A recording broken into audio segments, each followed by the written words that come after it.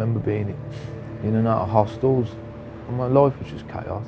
It's just circumstances that took me there, and I never had no coping mechanisms to get out of it. I was a heroin addict, I was an alcoholic, I wanted to die, you know. That's where my head was at. I think there was loads of stuff I hadn't dealt with. Me using drinking drugs to try and block that out made it even worse. I think sometimes you just get in such a rut and you don't know no way out.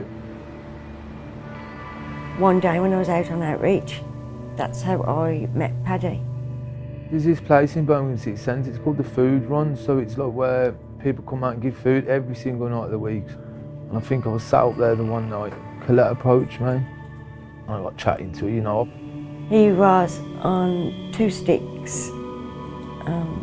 He was drinking, but it was his face that drew my attention. He'd been so badly beaten up. You know, when people say, I know what you're going through, and when she was talking to me, she kind of did say that, but she was telling me also her experiences. And when she's explained what she did and where she'd come from and how she'd used, I was like, I couldn't believe it. I admired her, really had admiration for her. In my head, I thought, if she can do it, I can do it. I was in addiction for over 30 years probably. Went to recovery housing and then got myself involved in lots of services in the city. Got my peer mentor role. I know how difficult it is for anybody who's in addiction to stop. I could just see potential.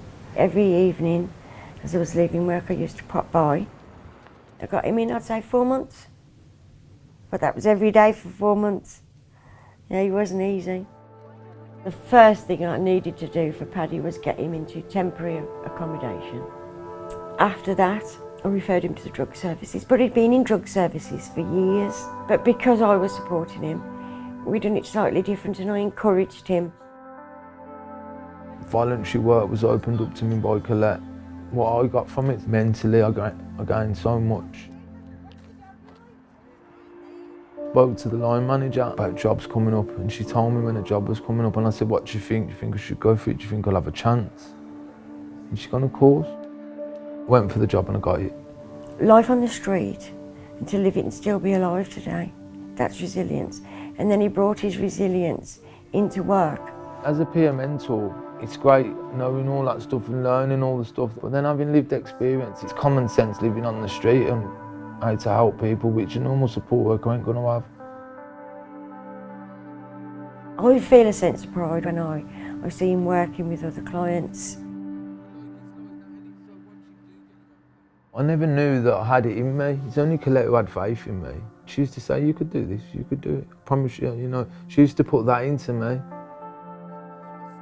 To talk to somebody who's been in addiction for 20, 30 years, it's difficult for them to see a way out. But I did it, Paddy did it, and many others that I know who've been on the streets are in recovery today.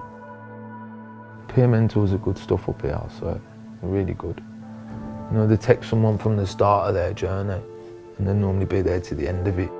It's helped me. I wouldn't be working in these services now if it wasn't for somewhere like Shelter.